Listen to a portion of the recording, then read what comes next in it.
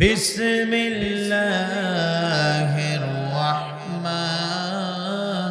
রহিম হুয়াল্লাযী আরসালা রাসূলাহু বিল হুদা ওয়া দীনিল হক লিইজহিরাহু আলাদ দীনি কুল্লিহি ওয়ালাউ কারিহাল মুশরিকুন ইন্নাল্লাহা ওয়া মালাইকাতাহু ইউসাল্লুনা আলান নাবী ইয়া আইয়ুহাল্লাযীনা আমানু সাল্লু আলাইহি ওয়া সাল্লিমু তাসলিমা। সকলে জবান ছেড়ে আমরা দুরূদ ইব্রাহিম পাঠ করি।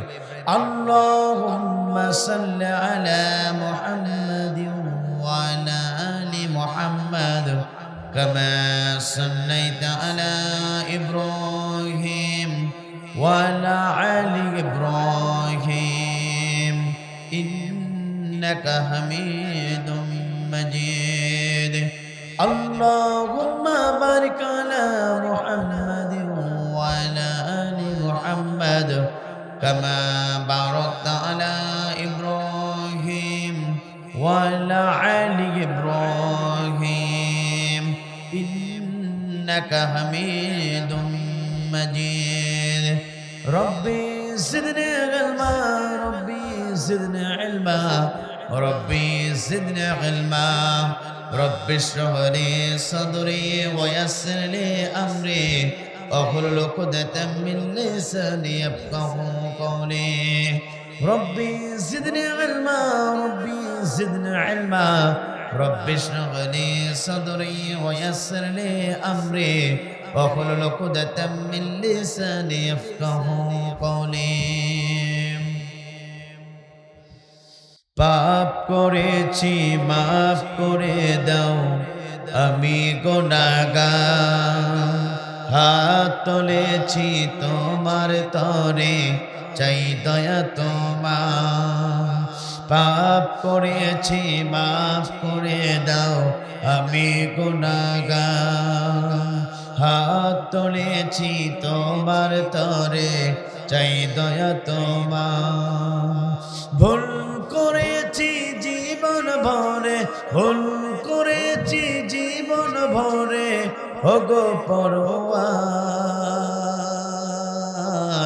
তুমি ছাড়া দয়ার সাগর নেই যে কেউ আমার তুমি ছাড়া দয়ার সাগর নেই যে কেউ আমার পাপ করেছি মাফ করে দাও আমি গুনাহগার হাত তুলেছি তোমার তরে চাই দয়া তোমার ভুল করেছি জীবন ভরে ভুল করেছি জীবন ভরে ওগো পরওয়ার তুমি ছাড়া দয়ার সাগর নেই যে কেউ আমার তুমি ছাড়া দয়ার সাগর নেই যে কেউ আমার রোগে সুখে সকল দুঃখে তুমি যে মোর সান্ত্বনা তোমার রহম ছাড়া প্রভু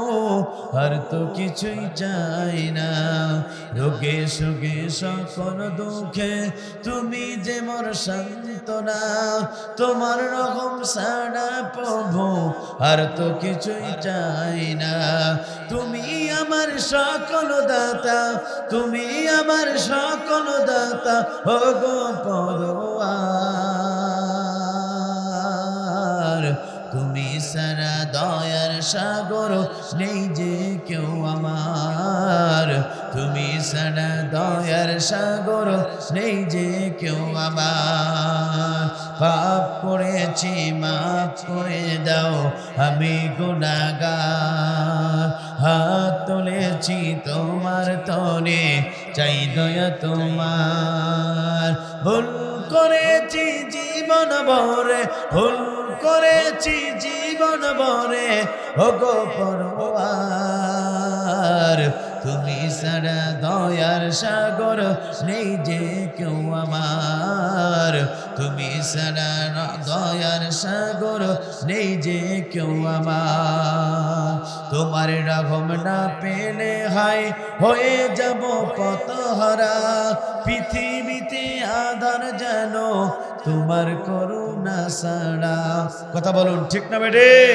তোমার রহম না পেলে হায় হয়ে যাব পথহারা পৃথিবীতে আধার যেন তোমার করুণা ছাড়া তুমি আমার সকল দাতা তুমি আমার সকল দাতা ও গো পরওয়ার তুমি ছাড়া দয়ার সাগর নেই যে কেউ আমার তুমি ছাড়া দয়ার সাগর নেই যে কেউ আমার তুমি ছাড়া দয়ার সাগর নেই যে কেউ আমার আলহামদুলিল্লাহ বাংলাদেশের দক্ষিণ পশ্চিম অঞ্চলের বাংলাদেশের ঐতিহ্যবাহী বিভাগ খুলনা বিভাগের বাংলাদেশের ঐতিহ্যবাহী জেলা ইসলামী আন্দোলন করবার পটভূমি বাংলাদেশের প্রথম ডিজিটাল জেলা যশোর জেলার অন্তর্গত ঐতিহ্যবাহী কেশবপুর থানাধীন কোড়িয়াখালী পশ্চিমপাড়া জামে মসজিদের প্রাঙ্গণে এলাকাবাসীর উদ্যোগে আয়োজিত আজকের এই ষষ্ঠ বার্ষিক তাফসীরুল কোরআন মাহফিলের মজ্জাজ মুহতারাম সাহেব সদর জনাব মোহাম্মদ শাহজাহান আলী বীর সভাপতি অত্র মাদ্রাসা অত্র মসজিদ স্টেজে বসে হযরত উলামায়ে কেরাম সামনে বসে মুরব্বি কেরাম যুবক ভাইরা ছোট ছোট বাচ্চারা পদ্মার আমার শিক্ষিত মা বোনেরা জাতির বিবেক সাংবাদিক বৃন্দ বাংলাদেশ সরকারের প্রশাসনের ইন্টেলিজেন্স ব্রাঞ্চের সদস্যবৃন্দ সকলকে জানাচ্ছি হৃদয়ের আন্তরিক সালাম আসসালামু আলাইকুম ওয়া রাহমাতুল্লাহি ওয়া বারাকাতুহু সে মহান রবের দরবারে দিল খোলা শুকর আদায় করি যিনি আপনাকে আমাকে রাতের ঘুমকে হারাম করে মহাগ্রন্থ আল কোরআন কারীমে আলোচনা শোনার জন্য আসমান নিচে জমিনের উপরে একখণ্ড জায়গায় বসে প্রচন্ড ঠান্ডার ভিতরে যে মনিব করুণা করে মায়া করে দয়া করে হাজার হাজার মানুষের ভিড় থেকে বাছাইকৃত করে যে মনিব পৃথিবীর সবচেয়ে দামি স্থান দামি জায়গা দামি মজলিস যেখানে বসলে বান্দার তামাম জীবনে গুনাহ খাতা আল্লাহ রাব্বুল আলামিন মাফ করে দেন যেখানে বসলে বান্দা আল্লাহর সবচেয়ে দাহান হিসাবে পরিগণিত হয় যেখানে বসলে যতটুকু সময় কোরআনের জন্য দেবে ততটুকু হিসাব আল্লাহ রাব্বুল আলামিন আপনার জীবন থেকে নেবেন না যে জায়গায় বসলে আল্লাহ রাব্বুল আলামিন ওই বান্দাকে অর্থাৎ গুনাহ মুক্ত বান্দা হিসেবে আল্লাহ পাক কবুল করেন সেই দুনিয়ার ভিতরে আসমানের নিচে জমিনের উপরে রাসূলের ভাষায় জান্নাতের বাগানে বসার সুযোগ দান করেছে বলি হৃদয়ের সবটুকুভাবে অনুমতি দিয়ে সে মহান রবের দরবারে দিল করা শুকর আদায় করি চিৎকার করে বলেন আলহামদুলিল্লাহ দুরূদ এবং সালাম যাপন করে বিশ্বমানবতার একমাত্র জিসানি বিশ্বমানব দেবী আপনার আমার নবী নবীদের সর্দার যিনি গোটা পৃথিবীতে মানুষের তৈরি করে আইনের গোলামি না করে কেবলমাত্র শুধুমাত্র একমাত্র এই কালেমার দাওয়াত দেওয়ার কারণে নির্যাতিত হয়েছেন নিষ্পেষিত হয়েছেন নিগৃহীত হয়েছেন আজকের এই তাফসীর মাহফিল থেকে সে নবীর প্রতি দুরূদ আর সালাম সাহেবুল সাল্লাল্লাহু আলাইহি ওয়াসাল্লাম মাগফিরাত কামনা করে সেসব ভাইদের জন্য যাদের জীবনটা ইসলামের জন্য দিয়েছেন কোরআনের জন্য যারা জীবন দিয়েছেন বিশেষ করে 2024 সালে বৈশ্যবাদী ছাত্র আন্দোলনের ছাত্র ভাইরা যারা তাদের বুকের রক্ত ঢেলে জমিনকে সিক্ত করেছেন তাদের রূহের মাগফিরাত কামনা করি জান্নাতের সর্বশ্রেষ্ঠের মর্যাদা দান করুক চিৎকার করে বলুন আল্লাহুম্মা আমিন প্রিয় উপস্থিতি এই কোরআনের ময়দানে একেবারে খুশি না বাজা জোরে বলেন খুশি না বাজা যদি হন খুশি আওয়াজ দেওয়া লাগবে একটু বেশি আমার বন্ধুরা আপনাদের কারো ছেলে বয়সী আপনাদের কারো ভাই আপনাদের কাছে আমার একটা প্রশ্ন হলো আপনি আপনার সামনের জায়গাটাকে দেখেন তো আপনি কি কোরআনের মঞ্চে আল্লাহর মেহমান হিসাবে এসেছেন এখন আমরা দুনিয়াতে যদি কোনো এমপির সামনে যাই অথবা দুনিয়াতে কোনো মন্ত্রীর সামনে যায় অথবা একজন সুনামধন্য ব্যক্তির সামনে যায় বলুন তো আমরা সামনে যাওয়ার চেষ্টা করি কিনা জোরে বলেন করি কিনা করি আমার বন্ধুরা যদি আজকে বলা হতো যে জান্নাতে আপনাকে দেওয়া হবে আপনি আসেন এখন আপনি কি পিছনে থাকতেন না সামনে থাকতেন আল্লাহ রাসূল বলেছেন কোরআনের মঞ্চ যেখানে আলোচনা হয় বিশ্বনবীর ভাষায় এটা হচ্ছে দুনিয়াতে ছোট্টখাট্ট একটা জান্নাতের বাগান চিৎকার করে বলেন আল্লাহু আকবার আমার বন্ধুরা এমন একটা সময় ছিল এমন একটা সময় অতিক্রম আমরা করেছি, এদেশের 18 কোটি মুসলমান যে সময় আল্লাহর জমিনে আল্লাহর পক্ষ থেকে দরবে ইলাহি থেকে কনস্টিটিউশন সংবিধান আল্লাহর কোরআন এসেছে, এই কোরআনে তাফসীর মাহফিল আয়োজন করেছে মুসলমান, আবার এই তাফসীর মাহফিল বন্ধ করেছে মুসলমান। কথা বলুন ঠিক না বেঠিক? এই জমিনে কোরআনের তাফসীর মাহফিল আয়োজন করেছে এই যুবকেরা, আবার এই জমিনে কোরআনের ময়দানে আমার বন্ধুরা বন্ধ করেছে এক শ্রেণীর নামধারী মুসলমানেরা। এক সময় অনুমতি না হলে করে তাফসীর মাহফিল হতো না। এই 60 বাড়িতে কতবার অসংখ্য আলেম আমার বন্ধুরা কোরআনের কথা বলতে এসেছেন, অসংখ্য আলেমকে মঞ্চে পর্যন্ত উঠতে দেয় না। তার বাস্তব প্রমাণ এই 60 বাড়ি বাজারে আল্লামা তারেক মনোয়ার এসেছিলেন, কোরআনের কথা শুধু তাই না, একটু দোয়া পর্যন্ত করতে দেই না। আমার বন্ধুরা অসংখ্য জায়গায় কোরআনের তাফসীর কারকরা কোরআনের কথা বলেছে, হুজুরদেরকে বলেছে হুজুর এলাকায় সাবধানে কথা বলবেন, এলাকা আমার, আপনি যদি রাজনীতিক কথা বলেন আপনাকে গ্রেফতার করে দেওয়া হবে, এত পর্যন্ত আমাদেরকে ভয় ভীতি দেখিয়েছে। তারপর কোরআনের যারা শ্রোতা হয়, কোরআন যারা এই জমিনে অর্থাৎ কোরআনের যারা দায়ী হয়, তারা দুনিয়ার কোনো জালিম স্বৈরাচারকে ভয় করে 1 সেকেন্ডের জন্য কথা বলতে পারে না। আমার বন্ধুরা এমন একটা সময় ছিল অনুমতি ছাড়া তাফসীর মাহফিল হতো না, আর গোটা বাংলাদেশে অনুমতিবিহীন তাফসীর মাহফিল সুযোগ করে দিয়েছেন তিনি কে? এই জন্য কি আপনার এই জবান দিয়ে একবার আল্লাহর প্রশংসা করা যাবে না? আলহামদুলিল্লাহ বলেন। আপনি আমি জাতি, আপনি আমি বেঁচে গিয়েছি, কারণ তাদের পরিকল্পনা ছিল এই বাংলাদেশে বিক্রি করা, তাদের পরিকল্পনা ছিল আপনার আমার ঈমান নষ্ট করা, তাদের পরিকল্পনা ছিল আপনার বাড়িতে ইসলামের সদস্য তৈরি করা, তাদের পরিকল্পনা ছিল বাংলাদেশের মুসলমানদেরকে ঈমানের শিকড় কেটে দেওয়া। সব কিছু থেকে হেফাজত করেছেন তিনি কে? জালিমরা দুনিয়াতে টিকে থাকে না, জালিমরা ধ্বংস হয়, আর যারা এই জমিনে কোরআন নিয়ে জীবন যাপন করতে চায় তারাই জমিনে বাস্তবায়ন দেবে, তারাই জমিনে থাকে। আলেমরা পালায় না, আলেমদেরকে মিথ্যা মামলা দেওয়া হয়েছে, আলেমদেরকে জুলুম নির্যাতন করা হয়েছে, তারপরেও 16 বছর ধরে এদেশের একজন আলেম 1 সেকেন্ডের জন্য জমিন ছেড়ে পালাই যায় নাই। পালিয়েছে তারা এই সমাজে ইসলাম বিরোধী, কোরআন বিরোধী এজেন্ড বাস্তবায়ন করতে চেয়েছিল তারা। কথা বলুন ঠিক না বেঠিক?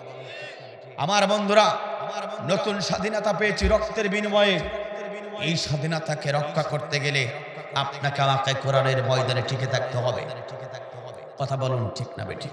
আমার বন্ধুরা জুলুম নির্যাতন করা হয়েছে, স্টিমুলার চালানো হয়েছে, তারপরে মুসলমানেরা 1 সেকেন্ডের জন্য ইসলাম এই জমিন ছেড়ে চলে যায় না।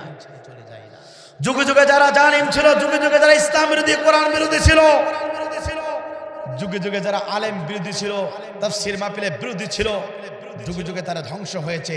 16 বছর ধরে জুলুম নির্যাতন করে ইসলামের পক্ষের মানুষগুলোকে কষ্ট দিয়ে, ইসলামের পক্ষের মানুষগুলোকে ঘর ছাড়া করে, বাড়ি ছাড়া করে তোমরা জমিনে 1 সেকেন্ডের জন্য চলতে তোমরা থাকতে পারো না। ইন্না বাশশা রাব্বিকা লাশাদীদ, আল্লাহ পাক যখন ধরবে সেদিন কেউ রাখতে পারবে না এই জমিনে। আমার বন্ধুরা অবস্থা এমন হলো, দুপুরে ভাত পর্যন্ত খাওয়ার সুযোগ দেই নাই তিনি কে? এতটাই জুলুম করেছে, এতটা অত্যাচার নির্যাতন করেছে।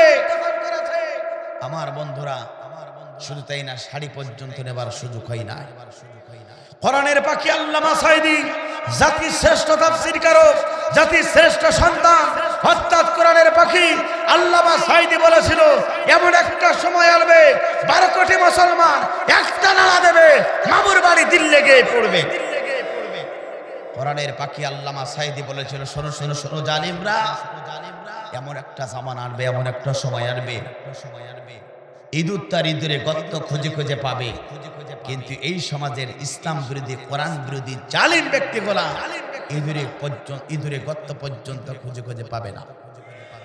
তার বাস্তব প্রমাণ আপনারা দেখেছেন স্বচক্ষে। আমার বন্ধুরা এই জন্য জমিনে যারা জালিম হবে, জমিনে যারা ইসলাম বিরোধী হবে, জমিনে যারা কোরআন বিরোধী হবে, জমিনে যারা আলেম বিরোধী হবে, জমিনে যারা আল্লাহর দিন প্রতিষ্ঠা হোক, এটা যারা চাইবে না, জমিন থেকে আল্লাহ পাক তাদেরকে রাখবে না। কথা বলুন ঠিক না বেঠিক? এই জন্য আমার বন্ধুরা, এই জন্য আপনাকে আমাকে আপনার জীবন এখন কিভাবে গঠন করতে হবে আপনাকে এখন সিদ্ধান্ত নেবার সময়। কারণ আগামীর পৃথিবী ইসলামের পৃথিবী, আগামীর পৃথিবী কোরআনের পৃথিবী, আগামীর বাংলাদেশ কোরআনের বাংলাদেশ, আগামীর বাংলাদেশ গোটা পৃথিবীতে ইসলাম কায়েম হওয়ার জন্য এই বাংলাদেশে ইসলাম কায়েম হবেই হবে, প্লাস্টিকের বাচ্চা থাকাতে পারবে না। এদের ইসলামের পক্ষে থাকার দরকার আছে না না? ইসলাম এই সমাজে একটু কায়েম হয়ে যায়, এই সমাজে একদল নারী 50 টাকার জন্য তার সতীত্ব নষ্ট করতে পারবে না। এই সমাজে ইসলাম কায়েম হয়ে যায়, এই সমাজে কোনো সুদ ভিত্তিক অর্থনৈতিক থাকবে না।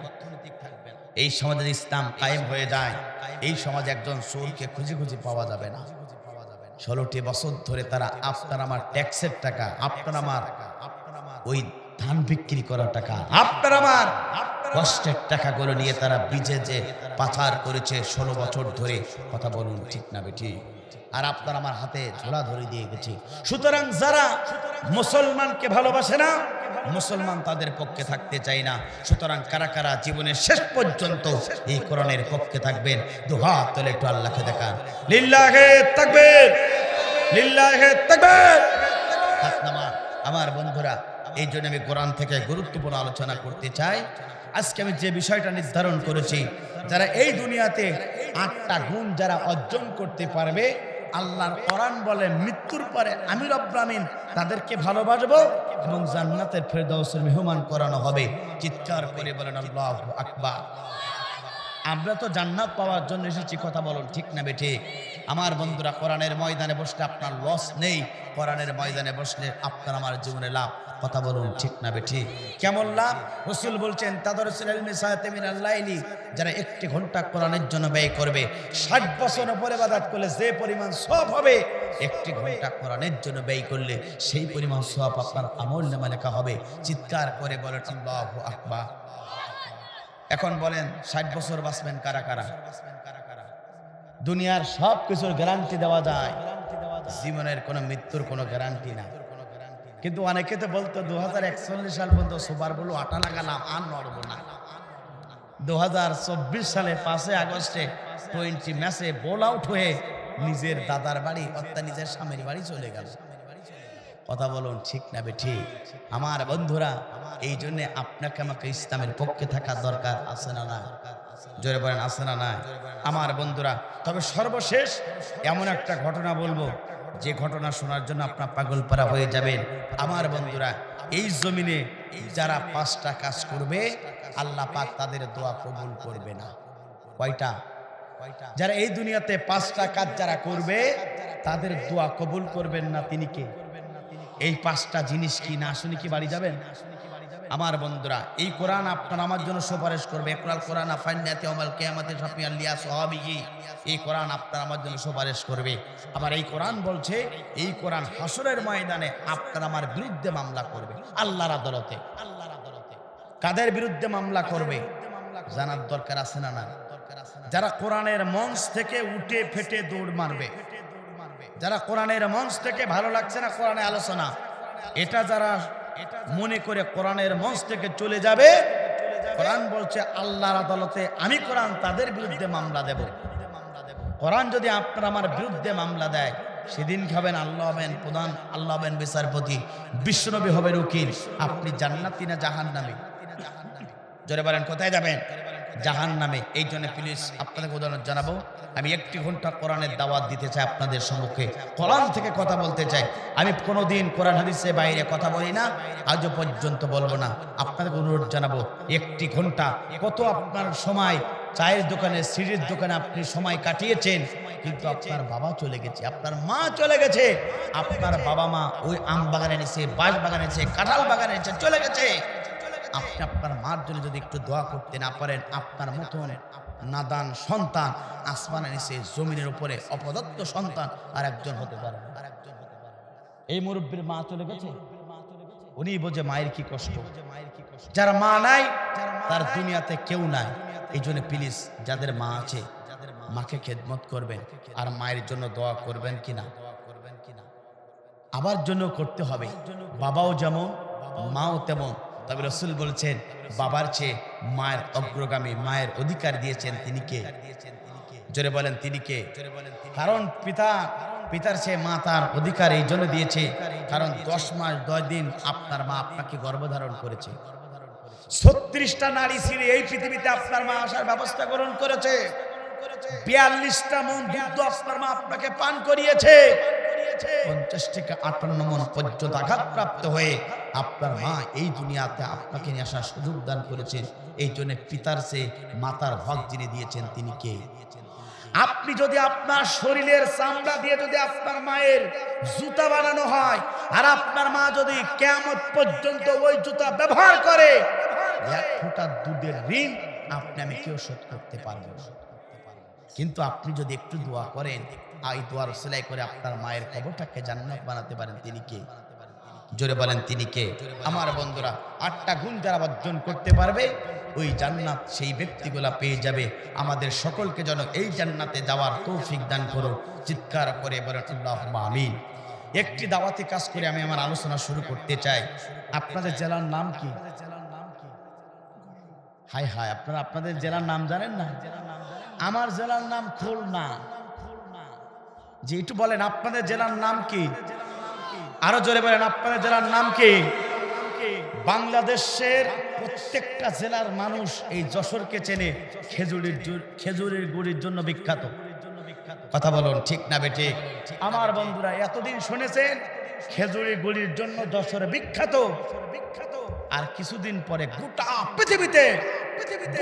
পৃথিবীর মাঝখানে যশোরকে যে নামে চিনতে যাচ্ছে সেটা হচ্ছে বাংলাদেশের এই যশোরকে বাংলাদেশের ঐতিহ্যবাহী তাফসীর মাহফিলের আয়োজন করার কারণে এই যশোরকে তাফসীর মাহফিলের জনক হিসাবে চিনতেছে এই জেলাকে। চিৎকার করে বলেন আল্লাহু আকবার। তার বাস্তবতা আপনারা দেখেছেন, যশোরের মানুষ এই যশোরকে অন্যভাবে দেখবে গোটা পৃথিবীর মুসলমান। কারণটা হলো এই যশোরে অর্থাৎ আদ্দিন মেডিকেল কলেজের পিছনে আদ্দিন ফাউন্ডেশনের উদ্যোগে আগামী 2025 সালের অর্থাৎ জানুয়ারি মাসের 1, 2 এবং 3 তারিখে অর্থাৎ 3 দিন ব্যাপী একটি তাফসীর মাহফিল হচ্ছে। যেই তাফসীর মাহফিলে বাংলাদেশের সবচেয়ে বর্তমানের ইসলামিক স্কলাররা সেখানে কথা বলবেন। অর্থাৎ এই শাইখুল হাদিস মামুনুল হক প্রথম দিন কথা বলবেন, আব্দুল্লাহ সাইফুল্লাহ যুবকদের আইডল দ্বিতীয় দিন কথা বলবেন। গোটা বাংলাদেশের বক্তা জগতে উজ্জ্বল জ্যোতিষ্ক, বাংলাদেশের সবচেয়ে জনপ্রিয় আলোচক, বাংলাদেশের জাকির নায়ক কথা আলোচক, এই তরুণ প্রজন্মের অহংকার মজলুম আলেমে দ্বীন মুফতি আমির হামজা কথা বলবেন। আমার বন্ধুরা, ছোট একটি ছেলে জালিমের কারাগারে ছিল, রফিকুল ইসলাম মাদানী 3 তারিখে ওই তাফসীর মাহফিল আলোচনা করবেন। গোটা পৃথিবীর সম্পদ, গোটা বাংলাদেশের যুবকদের আইডল, যিনি কোরআনে কথা বলার কারণে ওই জালিমরা তাকে বিতাড়িত করে বাংলার জমিন থেকে মালয়েশিয়া পাঠিয়েছিল। অর্থাৎ আমাদের একজন অর্থাৎ কোরআনের দায়ী মুখলেস অর্থাৎ যার নাম ছিল মাওলানা লুৎফর রহমান, তিনি বলেছিলেন সোজা কথা, চূড়ান্ত কথা, শেষ কথা, আজারি আবার বাংলাদেশে আসবে কোরআনের দাওয়াত নিয়ে বীরের দেশে, যার বাস্তব প্রমাণ আপনারা গত পরশুদিন আপনারা 27 তারিখে দেখেছে কক্সবাজার জেলায় পেকুয়া থানাতে 15 লক্ষের উপরের মানুষের সম্মুখে এই বাংলাদেশের প্রধানের অহংকার অর্থাৎ ডক্টর মিজানুর রহমান আজহারী ঐক্যবদ্ধ জীবন হিসাবে সাবজেক্ট ভিত্তিক কোরআনের আলোচনা ডক্টর মিজানুর রহমান আজহারী করেছে। সেই ডক্টর মিজানুর রহমান আজহারী এই যশোর জেলা সদর থানা ফুলিরহাটে আদ্দিন সুকিনা মেডিকেল হসপিটালের পিছনে ডক্টর মিজানুর রহমান আজহারী আলোচনা করবে। এই জন্য এই যশোরকে এই তাফসীর মাহফিলের জন্য গোটা পৃথিবীতে আজকে অন্যভাবে চিনবে। বাংলাদেশের 64টা জেলা থেকে আমার বন্ধুরা এই কোরআন তাফসীর মাহফিলে আলোচনা শোনার জন্য আসবে। এই জন্য সেই মাহফিলটা সুন্দরভাবে হোক, এটা আপনি আমি চাই কিনা? এই যশোরকে গোটা পৃথিবীতে কোরআনের রাজধানী হিসাবে চলুক, এটা আপনি আমি চাই কিনা?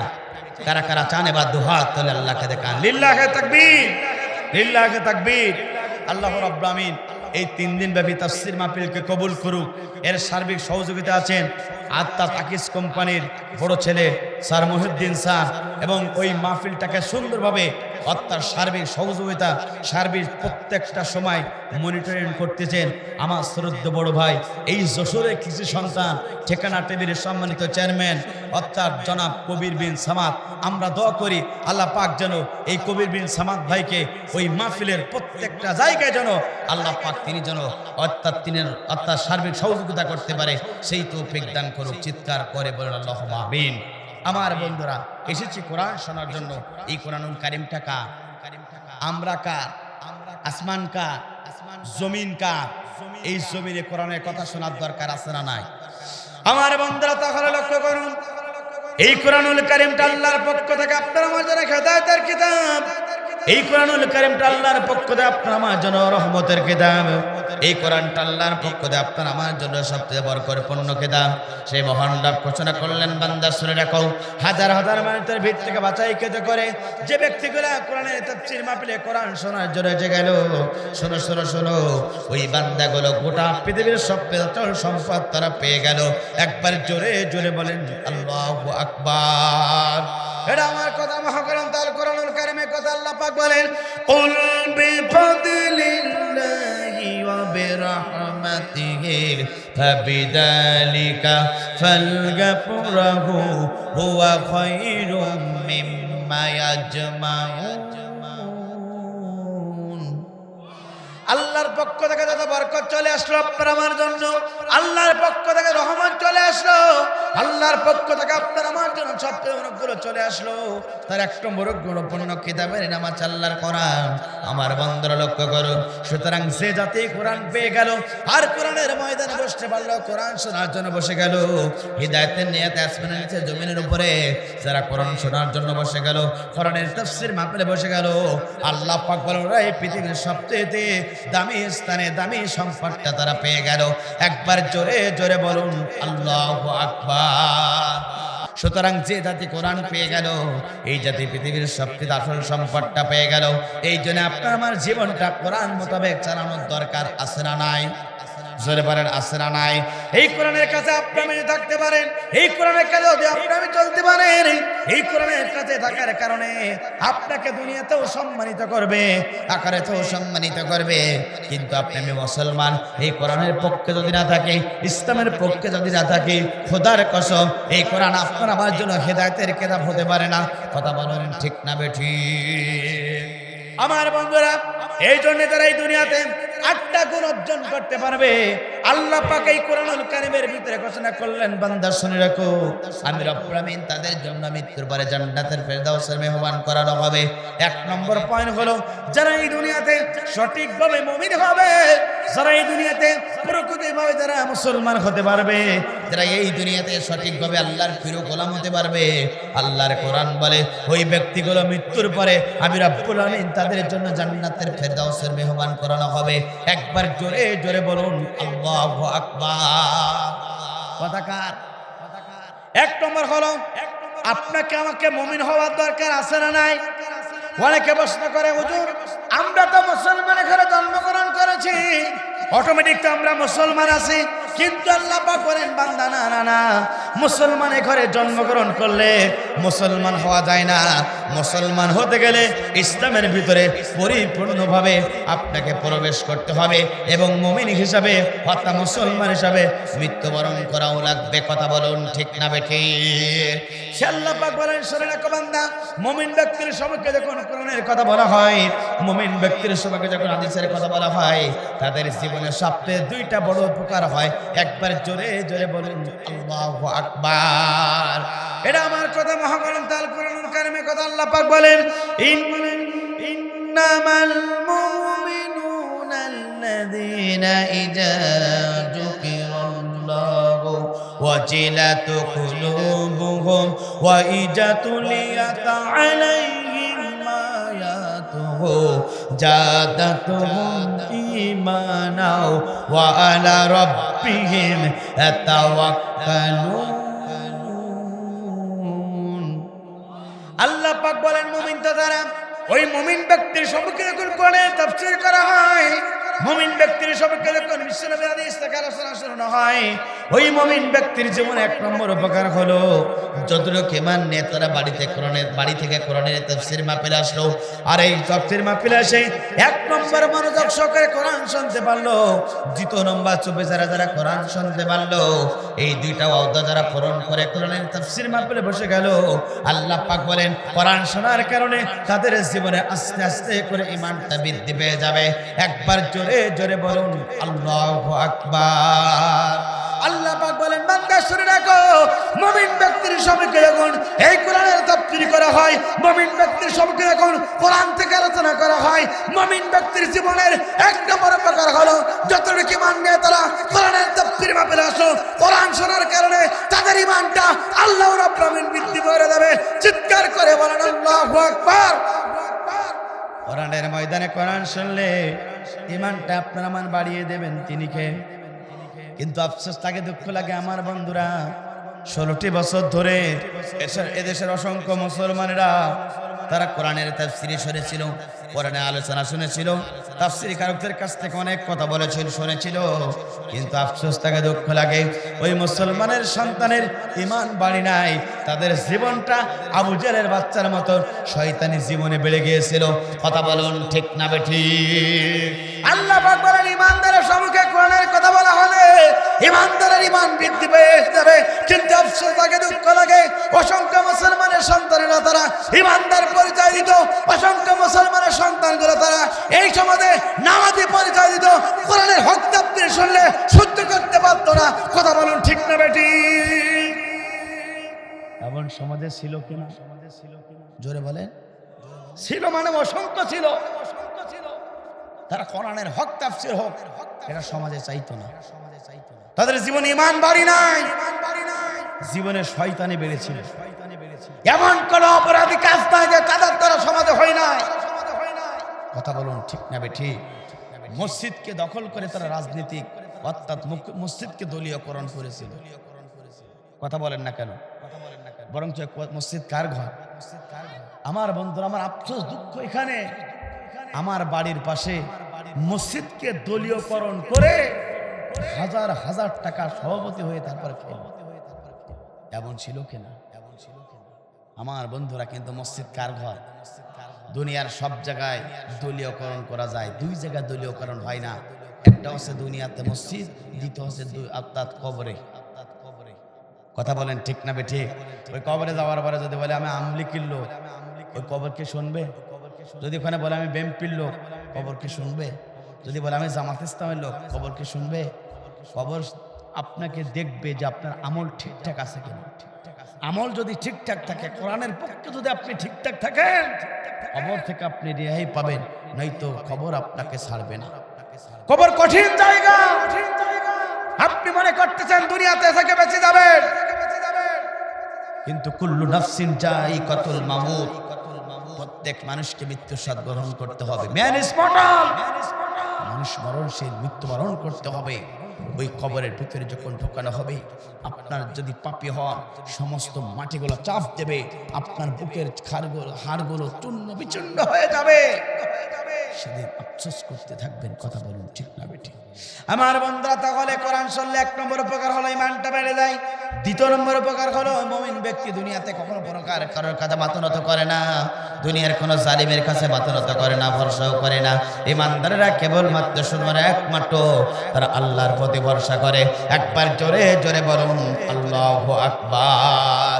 আমার বন্ধুরা, এই জন্যে এই ছাত্ররা ভাইরা ছাত্ররা যখন ময়দানে নেমে গিয়েছিল, ওই জালিমরা বলেছিল আমাদের বুকের আমাদের বন্দুকের নলে তোমাদের জীবনটাকে সারকার করে দেওয়া হবে। দীপ্ত কণ্ঠই ছেলেরা বলেছিল শোনো শোনো শোনো, তোমাদের ওই বন্দুকের গুলি যদি আমাদের জীবনটা সারকার করে দেয়, তাও আমরা বুকের অর্থাৎ গুলিটাকে বুকে আগলে ধরবো, তারপরে তোমাদের কাছে আমরা মাথা নত করবো না। আমরা আল্লাহর কাছে মাথা নত করি, আমরা আল্লাহর কাছে ভরসা করি। ওই সন্তানগুলো যখন আল্লাহর কাছে ভরসা করেছিল, আল্লাহ রাব্বুল আমিন ওই ছাত্রগুলোকে তখন বিজয় দান করালো। একবার জোরে জোরে বলুন আল্লাহু আকবার। আপনি যদি আল্লাহর প্রতি ভরসা করি, এই জমিনে আপনাকে আমাকে তিনি অর্থাৎ বিজয় দান করাবেন, তিনি কে? সে আল্লাহ পাক আছে না নাই? এই জন্য আমার বন্ধুরা, এক নম্বর প্রকৃত মুমিন যারা হবে, তাফসীর মাহফিল আসলে তাদের জীবনে পরিবর্তন হবে। এরপর আল্লাহ পাক বলেন, বান্দা শুনে রাখো, এই দুনিয়াতে প্রকৃত মুমিন কারা, এই দুনিয়াতে প্রকৃত মুসলমান কারা? প্রকৃত মুমিন হলো তারা যারা এই দুনিয়াতে তিনটা গুণ অর্জন করতে পারবে। আল্লাহর কোরআন বলে এরাই হলো দুনিয়ার সবচেয়ে প্রকৃত মুমিন। একবার জোরে জোরে বলুন আল্লাহু আকবার। এটা আমার কথা, মহাগ্রন্থ আল কোরআনুল কারীমের কথা। আল্লাহ পাক বলেন, ইন্নামাল মুমিনুনা আল্লাযীনা আমানু বিল্লাহি ওয়া রাসূলিহি সুম্মা লাম ইয়ারতাবু ওয়া জাহাদু বিআমওয়ালিহিম ওয়া আনফুসিহিম ফি সাবিলিল্লাহ উলাইকা হুমুস সাদিকুন। আল্লাহ পাক বলেন, যারা এই দুনিয়াতে তিনটা গুণ অর্জন করতে পারবে, আল্লাহ পাক বলেন তারাই তো জমিনে প্রকৃত মুমিন। চিৎকার করে বলেন আল্লাহু আকবার।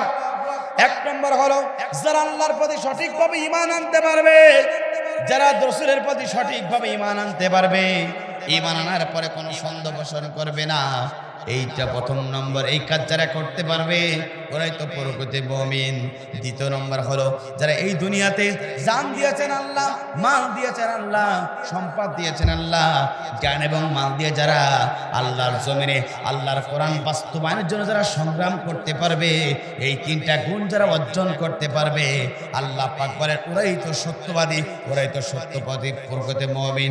একবার জোরে জোরে বলুন আল্লাহু আকবার। এই জন্য আমার বন্ধুরা, এই তিনটা গুণ অর্জন করার দরকার আছে না নাই? এরপর আল্লাহ পাক বলেন, বান্দা শুনে রাখো, যারা সঠিকভাবে মুমিন হবে আমি রব্বুল আমিন তাদেরকে মৃত্যুর পরে জান্নাতে ঢোকাবে। আল্লাহু আকবার। কথাকার আল্লাহ পাক সেটাও কোরআনুল কারীমের ভিতরে আল্লাহ পাক বলেন, ইন্নাল্লাযীনা আমানু ওয়া আমিলুস সালিহাতি কানাত লাহুম জান্নাতুল ফিরদাউসি নুজুলা। চিৎকার করে বলুন আল্লাহু আকবার। নিশ্চয় যারা সঠিকভাবে আল্লাহর প্রতি ঈমান আনতে পারবে আর দুনিয়াতে ভালো ভালো কাজ করতে যারা পারবে, এই কাজটা যারা করতে পারবে, আমি রব্বুল আমিন তাদের জন্য মৃত্যুর পরে জান্নাতের ফেরদাউসের মেহমান করানো হবে। এই জন্য আমার বন্ধুরা, প্রকৃত মুমিন সঠিকভাবে আল্লাহর প্রতি ঈমান আনার দরকার আছে না নাই? জোরে বলেন আছে না নাই? সঠিকভাবে ঈমান যারা এই দুনিয়াতে আনবে, আল্লাহ পাক বলেন অবশ্যই অবশ্যই আমি রব্বুল আমিন তাদেরকে পরীক্ষা নেব। একবার জোরে জোরে বলুন আল্লাহু আকবার। এটা আমার কথা না, সেটা আল্লাহর কোরআনুল কারীমের কথা। আল্লাহ পাক বলেন, আলিফ লাম মিম আগাসিবান নাসু আইতুরাকু আইয়াকুলু আমান্না ওয়া হুম লা ইফতানুন। আল্লাহ পাক বলেন, লা ইলাহা ইল্লাল্লাহ মুহাম্মদ রাসূলুল্লাহ বললে আপনাকে ছেড়ে দেওয়া হবে না, অবশ্যই অবশ্যই আপনাকে পরীক্ষা নেওয়া হবে। পরীক্ষার মাধ্যমে আল্লাহ পাক যাচাই কাজাই করতে চাই কারা সঠিকভাবে এই দুনিয়াতে মুমিন আছে, কারা সঠিকভাবে এই পৃথিবীতে প্রকৃত মুমিন, কারা সঠিকভাবে এই পৃথিবীতে প্রকৃত ঈমানদার, আর কারা এই পৃথিবীতে সঠিকভাবে নাই, কারা এই পৃথিবীতে ইসলামের বিপক্ষে, কোরআনের বিপক্ষে, আর ইসলাম বিরোধী কথা বলুন, ঠিক না বেঠিক? এরপর আল্লাহ পাক বলেন, বান্দা শুনে রাখো, তোমরা যদি মুমিন হতে পারো আমি তোমাদেরকে বিজয় দান করাবো। আল্লাহু আকবার।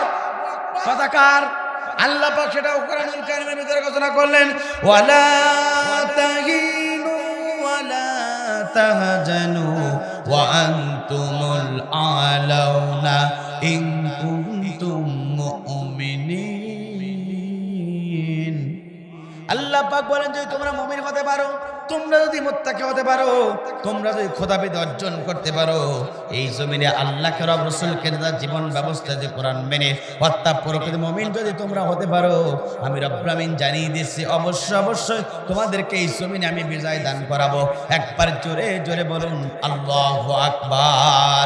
এই জমিনে যারা প্রকৃত মুমিন হবে, এই জমিনে যারা আল্লাহর কোরআনের পক্ষে থাকবে, এই জমিনে যারা ইসলামের পক্ষে থাকবে, আল্লাহকে রব রাসূলকে নেতা জীবন ব্যবস্থা তারা কোরআন মানতে পারবে, আল্লাহর জমিনে যারা প্রকৃত মুমিন হতে পারবে, আল্লাহকে ছাড়া দুনিয়ার কোন মানুষের তৈরি আইন গ্রন্থ না মানে আল্লাহর জীবন ব্যবস্থারা এই পৃথিবীতে মানবে, প্রকৃত মুমিন হবে তারা, প্রকৃত মুমিন হবে তারা এই দুনিয়াতে আল্লাহ পাক তাদেরকে বিজয় দান করাবে। কথা বলুন ঠিক না বেঠিক? এই জন্য প্রকৃত মুমিন হওয়ার দরকার আছে না নাই? জোরে বলেন আছে না নাই? আমার বন্ধুরা, প্রকৃত মুমিন যারা হয়েছে, প্রকৃত ঈমানদার যারা হয়েছে, যারা এই জমিনে হত্যা জীবনটা আল্লাহর জন্য দিয়েছে, মেশিন গানে বুলেটে তাদের জীবনটাকে সরকার করে দিয়েছে, মেশিন গানে বুলেট তাদের বুকটাকে দুনিয়ার মাঝ থেকে মৃত্যুর মুখে ঢেলে পড়েছে, ওই ঈমানদারেরা বাতিলের কোনো দুনিয়াতে কোনো স্বৈরাচার বাতিলের কাছে মাথা নত করি নাই। যারা ঈমানদার হবে, যুগে যুগে যারা ঈমানদার ছিল, তারা দুনিয়াতে আল্লাহর কোরআনের পক্ষে জীবন করেছে, আল্লাহর কোরআনের পক্ষে ছিল, বাতিল শক্তির কাছে মাথা নত করে নাই। আজকে কেশবপুরবাসী, আজকে আপনাদেরকে বলতে চাই, যুগে যুগে যারা ঈমানদারের পরিচয় নিয়ে এই জমিনে ছিল, আল্লাহ পাক তাদেরকে বিজয় দান করেছেন।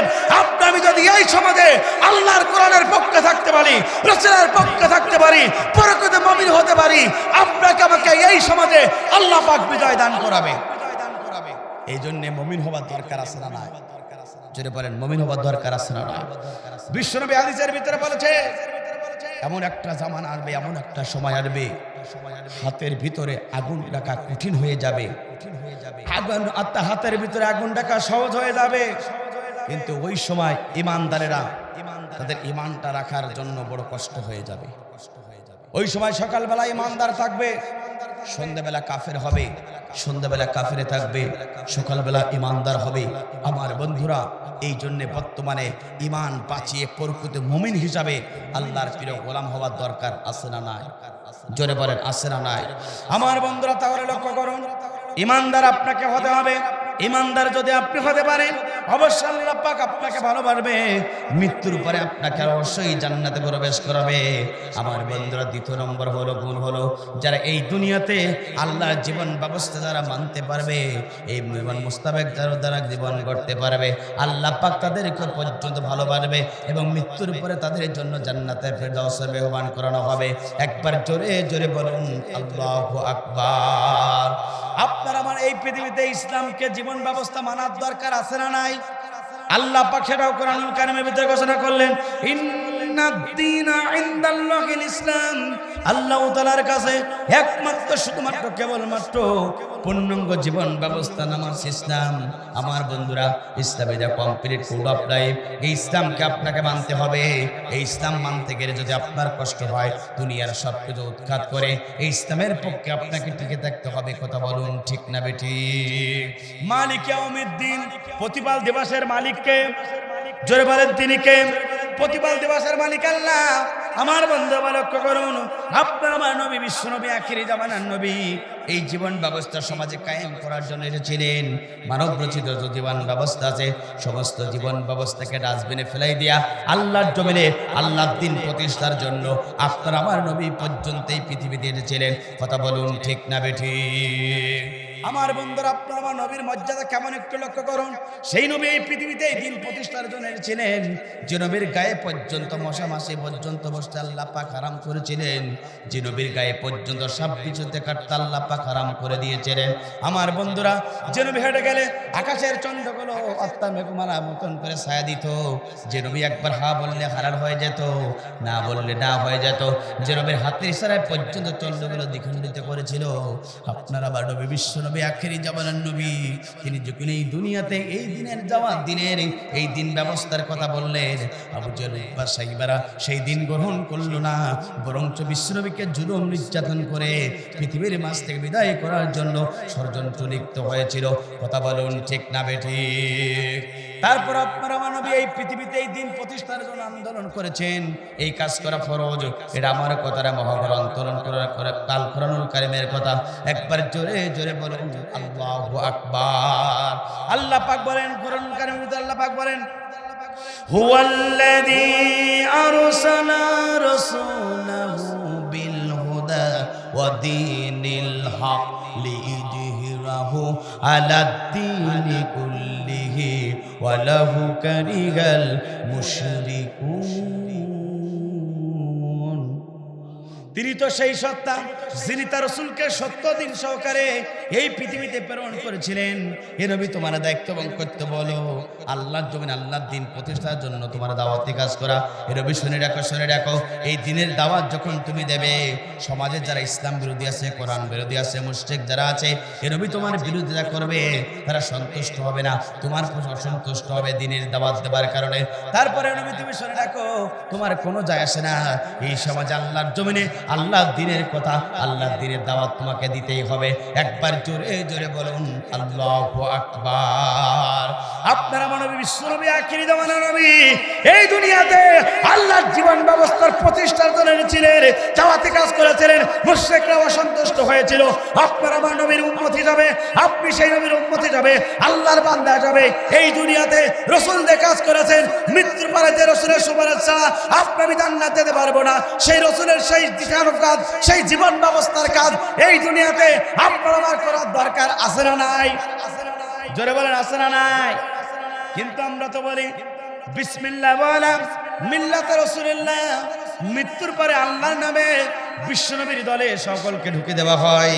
কিন্তু আফসোস, দুঃখ এখানে আমার বন্ধুরা দুনিয়াতে দল করেন বিশ্বনবীর বিপক্ষে, দুনিয়াতে ইসলাম মানেন, দুনিয়ার ইসলাম মানেন, আল্লাহর ইসলাম মানেন না।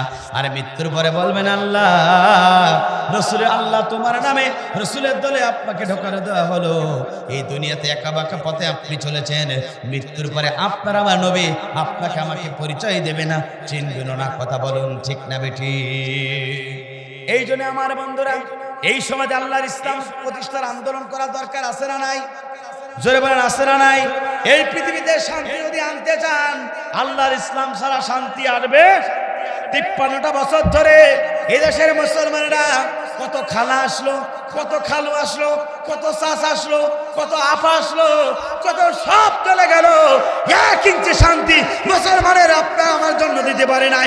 শান্তি যদি পেতে চান, আগামীতে শান্তি যদি পেতে চান, আগামীতে সুখী সমৃদ্ধ বাংলাদেশ যদি করতে চান, আল্লাহর কোরআনের রাজ কায়েম যদি হয়ে যায়, এই কোরআনের পার্লামেন্ট যদি বাংলাদেশ যদি ফিট হয়ে যায়, যদি হয়ে যায়, এই বাংলাদেশে ইসলামের শান্তি আসবে, আসবে, কেউ ঠেকাতে পারবে না। সেই ইসলামের কাজ করার দরকার আছে না নাই? এই ইসলাম বাদ দিয়ে কি শান্তি আসবে? আসবে না। কর কথা আল্লাহ পাক সেটাও কোরআনুল কারীমের ভিতরে ঘোষণা করলেন, ওয়া মাইয়াবতাগি গায়রাল ইসলামি দীনান ফালাই ইকবাল মিনহু ওয়া হুয়া ফিল আখিরাতি মিনাল খাসিরিন। আল্লাহ পাক বলেন, আল্লাহর ইসলাম বাদ দিয়ে যদি মানুষের তৈরি করে ইসলাম দিয়ে যদি শান্তি আনতে চান, 1 ইঞ্চি শান্তি বাড়বে না, মুসলমানদের মুখে পর্যন্ত হাসি ফোটাতে পারবে না। এই জন্য আপনাকে আমাকে লক্ষ্য করতে হবে, আল্লাহর ইসলাম এই সমাজে বাস্তবায়নের জন্য এই দ্বিতীয় গুণ অর্জন করা লাগবে। কথা বলুন ঠিক না বেঠি? এই দাওয়াতি কাজ করতে গিয়ে, এই ইসলামের কাজ করতে গিয়ে আপনারা আমার নবী কত কষ্ট করেছেন। এই ইসলামের কাজ করতে গিয়ে আপনারা আমার নবীর শরীর থেকে রক্ত ঝরেছে তায়েফের ময়দানে। এই ইসলামের কাজ করতে গিয়ে আল্লাহ রাসূল মিথ্যা মামলাকে দীর্ঘ 29 মাস কারাবরণ করেছিল। এই ইসলামের কাজ করতে গিয়ে আল্লাহ রাসূলের দান্দার মোবারক শহীদ করতে হয়েছিল। এই ইসলামের কাজ করতে গিয়ে এই দিনের দাওয়াত দেওয়ার কারণে আল্লাহ রাসূল মাতৃভূমি ছেড়েছিলেন, পিতৃভূমি ছেড়েছিলেন। কথা বলুন ঠিক না বেঠি? আপনারা মানবী বিশ্বনবী আখিরি জামানার নবী এই ইসলামের কাজ করতে কত কষ্ট করেছেন আমার বন্ধুরা, একটু লক্ষ্য করুন। নবী পর্যাপ্ত পরিমাণে কষ্ট জীবন যাপন করছেন। হঠাৎ করে বিশ্বনবী চলে গেলেন কাবার চত্বরে 2 রাকাত নামাজ পড়ার জন্য। কাবার চত্বরে চলে গেলেন বিশ্বনবী। কাবার চত্বরে যাওয়ার পরে বিশ্বনবী 2 রাকাত নামাজ পড়ার জন্য দাঁড়িয়ে গেলেন। কাবার চত্বরে যখন নামাজের জন্য দাঁড়িয়ে গেলেন, কাবার চত্বরে এক পাশে দেখলেন 7 জন কাফের, তারা গোল বৈঠক করতেছে। আব্দুল্লাহ বেটা মুহাম্মদকে দুনিয়ার মাঝে বিদায় গ্রহণ করাতে হবে। আব্দুল্লাহ বেটা মুহাম্মদ আমাদের চিরশত্রু। আব্দুল্লাহ বেটা মুহাম্মদকে যদি দুনিয়ার মাঝে বিদায় গ্রহণ করানো যায়, তাহলে আমাদের চিরশত্রু যদি বিদায় হয়, এই সমাজে আমরা যা বলবো এই সমাজে মানুষ তাই শুনবে। আমার বন্ধুরা সঙ্গে সঙ্গে গোল বৈঠক করলো। গোল বৈঠক করে আবু জেহেল বলল, ও আমার অনুসারীরা শোনো শোনো শোনো, আজকে মোহাম্মদকে মারার সুযোগ, সুবর্ণ সুযোগ। মোহাম্মদ কাবার চত্বরে এসেছে, নামাজে দাঁড়িয়েছে, মোহাম্মদকে এখন বিদায় গ্রহণ করিয়ে দিতে হবে। কি আছে র্যাঙ্কিং পাওয়ার জন্য হাতটা হচ্ছে গরম। হলো। ওই 7 জন কাফেরের মাঝখান থেকে একজন কাফের ছিল, নামটা ছিল উকবা ইবনে আবি মুইত। উকবা ইবনে আবি মুইত সঙ্গে সঙ্গে আবু জেহেলকে বললেন, নেতাজি আপনি কর্মসূচি দিন, আমরা বাস্তবায়ন করে দেব। সঙ্গে সঙ্গে আবু জেহেল বলল, শোনো শোনো শোনো, মোহাম্মদকে তুমি মারতে পারবা কিনা বলে দাও। উকবা ইবনে আবি মুইত বললেন, নেতাজি পারবো। সঙ্গে সঙ্গে উকবা ইবনে আবি মুইতকে আবু জেহেল বলল, শোনো 3 দিন পূর্বে এমন একটা জায়গায় একটা উট মারা হয়েছে, সেই উটের নাড়ি ভুঁড়ি পর্যন্ত বিদ্যমান আছে। উকবা ইবনে আবি মুইত যাও যাও যাও, উটের নাড়ি ভুঁড়ি নিয়ে আসো। মোহাম্মদ যখন সিজদা থাকা অবস্থায় সমস্ত উটের নাড়ি ভুঁড়ি মোহাম্মদের পিঠের উপরে চাপাই দেওয়া হবে। মোহাম্মদ দুনিয়ার মাঝে বিদায় গ্রহণ করবে, কেউ সাক্ষী থাকবে না, কেউ থাকবে না। মোহাম্মদ বিদায় গ্রহণ করলে আমাদের সেই শত্রু চলে যাবে। এই সমাজ আমরা ডিজিটাল কায়দায় চালাবো। আমার বন্ধুরা, এই কাজ করেছিল আবু জেহেল। আজ গোটা পৃথিবীতে সেমন সমাজ কিছুদিন পর্যন্ত আমরা দেখেছিলাম। কথা বলুন ঠিক না বেটি? খাপে খাপ মুনতাজের বাপ মিলে গেলে বুঝবেন কতটুকু লাশ আর কতটুকু লাভ। আমার বন্ধুরা, আল্লাহ নবী আবার সেজদা অবস্থা আছে। উকবা ইবনে আবি মুইত সমস্ত নাড়ি ভুঁড়ি গোলা পিঠের উপরে দিয়ে নিয়ে আসে। আল্লাহ রাসূল ছিলেন সেজদা অবস্থায়, সমস্ত উটের নাড়ি ভুঁড়ি রাসূলের পিঠের উপরে চাপাই দেওয়া হলো।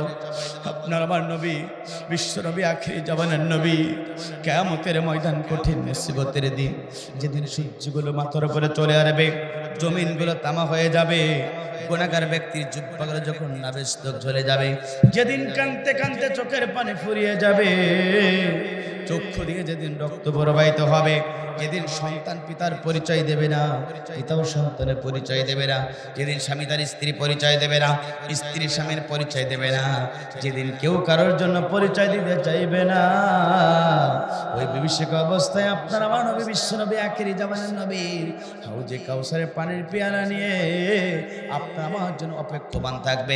একবার জোরে জোরে বলুন আল্লাহু আকবার। আপনার আমার নবী, বিশ্ব নবী, আখিরি জামানার নবী এখানেই শেষ নয়। কিয়ামতের ময়দান কঠিন মুসিবতের দিন, যেদিন আমরা বাঁচার জন্য সকলে চিন্তা করব, সকলে ইয়া নাফসি ইয়া নাফসি করতে থাকবে, সকলেই চিন্তা করবে কার কাছে গেলে হাসরের ময়দান থেকে মুক্তি পাই। সকলেই দলবদ্ধভাবে আদম আলাইহিস সালাতু ওয়াস সালামের কাছে চলে যাবে। আদম আলাইহিস সালাতু ওয়াস সালামকে বলবে, এই হাসরের ময়দানে আমরা টিকতে পারি না 1 সেকেন্ড জন্য, আপনি একটু আল্লাহর কাছে দোয়া করুন যাতে আমরা এই হাসরের ময়দান থেকে একটু পরিত্রাণ পেয়ে যাই। আদম আলাইহিস সালাতু ওয়াস সালাম বলবে, দেখো দেখো দেখো, আমি জীবনে আল্লাহ পাক আমাকে স্পেশাল ভাবে বানিয়েছিলাম, আমি প্রথম মানব। আমি একটা ভুল করার কারণে সিরসুকের জান্নাত থেকে আল্লাহ পাক আমাকে বিদায় দিয়ে বিতাড়িত করেছিল। আমি লজ্জিত, কি করে আমি আল্লাহর সামনে মুখ দেখাতে পারবো না, এই লজ্জায় আল্লাহর সামনে যেতে পারবো কিনা সন্দেহ। আমি তোমাদের জন্য কিছুই করতে পারবো না, তোমরা যাও যাও, মুসলিম জাতির পিতা ইব্রাহিমের কাছে তোমরা চলে যাও। একবার জোরে জোরে বলুন আল্লাহু আকবার। দল বেঁধে সকলে চলে যাবে মুসলিম জাতির পিতা ইব্রাহিমের কাছে। ইব্রাহিমের কাছে যাবার পরে সঙ্গে সঙ্গে মুসলিম জাতির পিতা ইব্রাহিমকে বলা হবে, এই হাসরের ময়দান থেকে আপনি আমাদেরকে যেন একটু সুপারিশ করুন, বাঁচান। মুসলিম জাতির পিতা ইব্রাহিম বলবে, শোনো শোনো শোনো, আমি কিছুই করতে পারবো না। আমি আমার বাবা আজর শিশরের মুষ্টিকর অনুসারী, আমার বাবা ইসলাম কবুল করতে পারে নাই। এই কিয়ামতের ময়দান, হাসরের ময়দানে আমার সম্মুখে আমার বাবাকে লজ্জিত দেওয়া হবে, আমার বাবাকে আমার সামনে লজ্জা দেওয়া হবে। আমি মুসলিম জাতির পিতা ইব্রাহিম কিছুই করতে পারবো না। যাও যাও, তোমরা মুসা আলাইহিস সালাতু ওয়াস সালামের কাছে দাও। একবার জোরে জোরে বলেন আল্লাহু আকবার। সকলে চলে আসবো মুসা আলাইহিস সালাতু ওয়াস সালামের কাছে। মুসা আলাইহিস সালাতু ওয়াস সালামকে বলবো, আপনি তো আল্লাহর সাথে কথোপকথনের সুযোগ পেয়েছিলেন। মুসা আলাইহিস সালাতু ওয়াস সালাম না ঘরে মাথা ভেদ করে চুলগুলো খাড়া হয়ে যেত। মুসা যখন বলবে, শোনো, আমি দ্বীনের দাওয়াত দিয়েছিলাম, কিন্তু আমার অনুসারীরা শোনো, তারা গ্রহণ করে নাই, বরঞ্চ ফেরাউন আমাকে বানার জন্য চিন্তা করেছিল। সুতরাং আমি কিছুই করতে পারবো না তোমাদের জন্য। তোমরা যাও ঈসা আলাইহিস সালাতু ওয়াস সালামের কাছে। সকলে ঈসা আলাইহিস সালাতু ওয়াস সালামের কাছে চলে যাব। ঈসা বলবে, শোনো শোনো শোনো, আমি বিনা পিতায় এই পৃথিবীতে এনেছি, কিন্তু আমাকে প্রশ্ন করা হয়েছিল, আমি ছোট বাচ্চা, ছোট থেকে আল্লাহ পাক আমার জবান দিয়ে উত্তর দিয়ে দিয়েছিল। তবে শোনো, আমাকে আল্লাহর পুত্র ভাবে, এই জন্য আমি তোমাদের কিছুই জন্য করতে পারবো না, তোমরা যাও যাও যাও, একটা জায়গায় গেলে তোমরা সুপারিশ পাবে, সেটাই হচ্ছে জনাবে মুহাম্মদ রাসূলুল্লাহ সাল্লাল্লাহু আলাইহি ওয়াসাল্লাম। চিৎকার করে বলেন আল্লাহু আকবার। সকলে দল বেঁধে বিশ্বনবীর কাছে চলে যাবে। বিশ্বনবীকে বলেন ইয়া রাসূলুল্লাহ হাবিবাল্লাহ, এই হাসরের ময়দান থেকে বাঁচার জন্য আপনি আমাদের জন্য একটু সুপারিশ করুন, আপনি একটু আল্লাহর কাছে দোয়া করুন। সঙ্গে সঙ্গে আল্লাহ রাব্বুল আলামিন বিশ্বনবী ওয়াতাউযু করে সিজদা অবস্থায় পড়ে যাবেন। জিবরাইল আলাইহিস সালাতু ওয়াস সালাম চলে আসবেন। বিশ্বনবীকে বলেন আল্লাহর বন্ধু ও রাসূল, আপনি তাড়াতাড়ি অর্থাৎ সিজদা ওঠান, আপনি কি চান তাই বলেন। সঙ্গে সঙ্গে বলবে জিবরাইল, শোনো শোনো শোনো, আমি কিছুই চাই না, হাসরের ময়দান থেকে আমার উম্মতদেরকে মাফ করে দেওয়া লাগবে। সঙ্গে সঙ্গে জিবরাইল আলাইহিস সালাতু ওয়াস সালাম আল্লাহর কাছে চলে যাবে। আল্লাহ পাক বলবে আল্লাহ আপনার নবীর উম্মতদেরকে মাফ করে দেওয়া লাগবে। সঙ্গে সঙ্গে আল্লাহ রাব্বুল আলামিন জিবরাইলের মাধ্যমে খবর পাঠাবে, যাও যাও যাও, আমার দোস্ত মুহাম্মাদের সমস্ত উম্মতদেরকে আজকে মাফ করে দেওয়া হলো। একবার জোরে জোরে বলুন আল্লাহু আকবার। আমার বন্ধুরা, বিশ্বনবী তারপরেও সিজদা থেকে উঠবেন না। জিবরাইল বলবেন আল্লাহর বন্ধু ইয়া রাসূলুল্লাহ হাবিবাল্লাহ, আপনি সিজদা থেকে তাড়াতাড়ি উঠান। সঙ্গে সঙ্গে বিশ্বনবী বলবেন না আমি উঠাবো না। বলবে আপনি কি চান? আমার উম্মতদেরকে মাফ করে দেওয়া লাগবে, জান্নাতও দেওয়া লাগবে। সঙ্গে সঙ্গে জিবরাইল আলাইহিস সালাতু ওয়াস সালাম আল্লাহর কাছে চলে যাবে। আল্লাহ রাব্বুল আলামিন জিবরাইলকে বলবেন, বলো জিবরাইল কি চাও? বলল বিশ্বনবী আমার কাছে আল্লাহর কাছে আপনার কাছে দোয়া করেছেন, তার উম্মতদেরকে জান্নাতে দেওয়া লাগবে। আল্লাহ পাক বলেন জিবরাইল যাও যাও যাও, বিশ্বনবীর উম্মতদেরকে জানিয়ে দাও, নবীকে জানিয়ে দাও, তার উম্মতদেরকে মাফ করে দেওয়া হবে, জান্নাতে প্রবেশ করানো হবে, তার উম্মতদেরকে স্পেশাল সামিয়ানার নিচে তাদের বিচার কার্য করা হবে। একবার জোরে জোরে বলেন আল্লাহু আকবার। আপনার আমার নবী বিশ্বনবী এত মান মর্যাদা আল্লাহ রাব্বুল আমিন আপনার আমার নবীকে দিয়েছেন। সমস্ত নবীর একটা দোয়া পেয়েছিলেন, যে দোয়া চাইলে আল্লাহ পাক কবুল করবেন। সমস্ত নবীদের দোয়া নেওয়া শেষ, বাকি আছে সেই দোয়াটা আপনার আমার নবী আপনার আমার জন্য করবে। একবার জোরে জোরে বলুন আল্লাহু আকবার। সেই নবী আপনার আমার নবী কাবা চত্বরে নামাজে আবু জেহেলের অনুসারী নাবিময়ীর সমস্ত নারী বুড়ি পিঠের উপরে চাপাই দেওয়া হলো। বিশ্বনবী সিজদা থেকে উঠতে পারে না, চোখ দুটো রক্তে বন্ধ হয়ে গেল, বুকের উপরে শুকিয়ে যাবার, বুকের ভেতরটা শুকিয়ে যাবার মতন হলো। বিশ্বনবী উঠতে পারে না। ওই 7 জন কাফের বিশ্বনবীকে মারার প্ল্যান করে তারা হাসাহাসি শুরু করে দিল। আজ গোটা মুসলমান দেখলো এদেশে আলেম সমাজদেরকে বিপদে ফেললে কিন্তু নাস্তিক কবাটে মুসলমান তারা মিষ্টি বিতরণ করেছিল। কথা বলুন ঠিক না বেটি? আলেমের বিপদ দেখে যারা মিষ্টি বিতরণ করে এরা মুসলমানের সন্তান হতে পারে না, এরা হচ্ছে রাসূলের দুশমন, বিশ্বনবীর দুশমন। কথা বলুন ঠিক না বেটি? বিশ্বনবীকে বিধবায় ফেলে তারা হাসাহাসি শুরু করে দিল। সঙ্গে সঙ্গে হাদিস বর্ণনাকারী আব্দুল্লাহ ইবনে মাসউদ রাদিয়াল্লাহু তাআলা আনহু দিন কায়েমের সঠিক পথ মুফতি জসিমউদ্দিন রহমানের লেখা এই বইয়ের ভিতরে যখন হাদিসটা পেলাম, আমি যখন পড়লাম আমার দেহের চুলগুলো খাড়া হয়ে গেল। সঙ্গে সঙ্গে আমার বন্ধুরা আব্দুল্লাহ ইবনে মাসউদ রাদিয়াল্লাহু তাআলা রাসূলের কলিজার টুকরা ফাতিমার বাড়ির দিকে রওনা দিলেন। একটা দৌড় দিলেন, রাসূলের কলিজার টুকরা ফাতিমার বাড়ির দিকে চলে গেলেন। কলিজার টুকরা ফাতিমা বললেন, ফাতিমা দেরি করে না, দেরি করে না, তোমার বাবাকে কাবার চত্বরে মারার জন্য ওই আবু জেহেলটা উঠেন নারী বুড়ি পর্যন্ত চাপানো হয়েছে। তোমার বাবা হয় দুনিয়ার মাঝ বিদায় গ্রহণ করতে পারে। কলিজার টুকরা ফাতেমা তুমি দেরি করো না, তাড়াতাড়ি কাবার চত্বরে চলো, তোমার বাবাকে বাঁচাতে হবে। একবার জোরে জোরে বলেন আল্লাহু আকবার। এই কথা যখন বিশ্বনবীর হত্যা রাসূলের প্রিয়তম সাহাবী আব্দুল্লাহ ইবনে মাসউদ বললেন, সঙ্গে সঙ্গে পদ্মা সহকারে আমার বন্ধুরা সঙ্গে সঙ্গে রাসূলের কলিজার টুকরা ফাতেমা ঘর থেকে বেরিয়ে গেলেন। এবারে কাবার চত্বরে আসলেন, এসে দেখলেন নিজের বাবার পিঠের উপরে উঠেন নাড়ি বুড়ি পর্যন্ত চাপানো আছে। কলিজার টুকরা ফাতেমা দাড়ি মোবারক বেয়ে বেয়ে জমিনে পানি পড়ে টপ টপ করে। সঙ্গে সঙ্গে ফাতেমা বলে, ও আমার আব্বা জান, জন্মের পরে জন্মের পূর্বে আপনি আপনার বাবাকে হারিয়েছিলেন, জন্মের পরে আপনি আপনার মাকে হারিয়েছেন, যতদিন বেঁচে ছিলেন আপনি আমাকে মা বলেছেন। ও কলিজার টুকরা ফাতেমা, চিৎকার করে আপনি আমাকে ডাকতেন আমার বাবা। এই অবস্থায় রেখে কেন তারা আপনাকে মারতে চায়? রাসূলুল্লাহ সাল্লাল্লাহু আলাইহি ওয়াসাল্লাম প্রশ্ন করে নিজের দুইটা হাত দ্বারা রাসূলের তার পিঠ থেকে সমস্ত উটের নাড়ি বলে শোনানো হলো। বিশ্বনবী নামাজটা শেষ করলেন, উঠে দাঁড়ালেন, কলিজার টুকরা ফাতেমাকে দেখলে রাসূল গুমরে গুমরে কাঁদা শুরু হয়ে গেল, চোখ দিয়ে পানি জমিনে টপ টপ করে পড়ে। রাসূল বললেন, ও আমার মা ফাতেমা, জন্মের পূর্বে আমি আমার বাবাকে হারিয়েছিলাম, জন্মের পরে আমি আমার মাকে হারিয়েছিলাম, দূর থেকে আসলে আমি আমার জামাটা খুলে তোমাকে দিতাম। ও কলিজার টুকরা ফাতেমা, আমার বুকটা শুকিয়ে যায়, চোখ দুটো রক্তে বন্ধ হয়ে গেল। ও মা, তুমি কি আমার জন্য একটু পানির ব্যবস্থা গ্রহণ করতে পারবে না? একবার জোরে জোরে বলেন আল্লাহু আকবার। আপনারা মানব বিশ্বনবী আখিরি জামানার নবী যখন এই কথা বললেন, রাসূলের কলিজার টুকরা ফাতেমা, মুসলিম নবীর পাশে একটা বাগান ছিল, আঙ্গুর বাগান। ওই বাগানের মালিক ছিল আদ্রাজ। নবীর সাহাবীর কাছে রাসূলের কলিজার টুকরা ফাতেমা চলে গেলেন। আদ্রাজকে বলেন, আদ্রাজ, আমার বাবার অবস্থাকেই তুমি তাড়াতাড়ি কিছু আঙ্গুর ফলের রস দাও। সঙ্গে সঙ্গে কিছু আঙ্গুর ফল দিলেন, একটা চাপ দিলেন, 1 গ্লাস আঙ্গুর ফলের রস হলো। কলিজার টুকরা ফাতেমা রাসূলের কাছে নিয়ে গেলেন, আঙ্গুর ফলের রসগুলো সবকিছু বিশ্বনবীকে সেবন করে দিলেন। বিশ্বনবীর একটা গায়ে শক্তি হয়ে গেল।